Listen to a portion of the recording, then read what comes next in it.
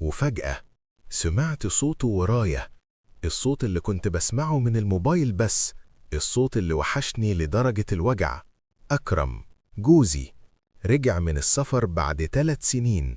اتجمدت مكاني، الفوطة وقعت من ايدي، وقلبي كان بيدق لدرجة حسيت ان الكل سمعه. قال بصوت واطي: سمية، انت بتعملي ايه كده؟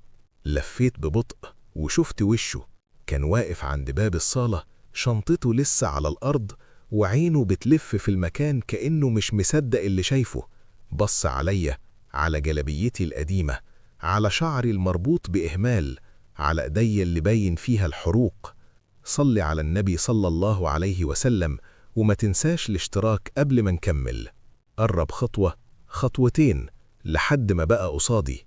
قال وهو بيحاول يطلع صوته ثابت: مالك؟ ايه اللي حصلك؟ قبل ما رد، حماتي خرجت بسرعة من أوضتها، غيرت وشها في ثانية وقالت: حمدلله على السلامة يا ابني، نورت بيتك.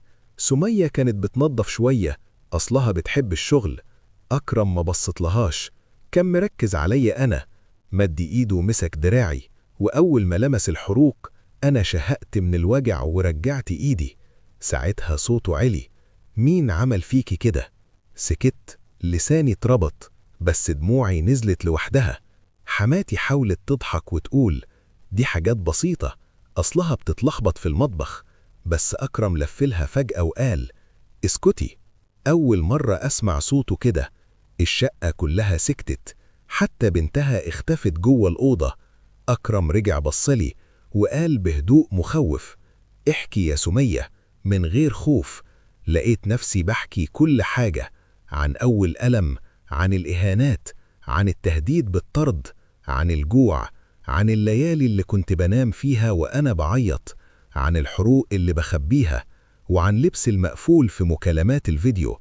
كنت بتكلم وهو واقف سامع، وشه محمر، ايده مقبوضة، وعينه مليانة وجع وغضب. قال بصوت مكسور: ليه ما قلتليش؟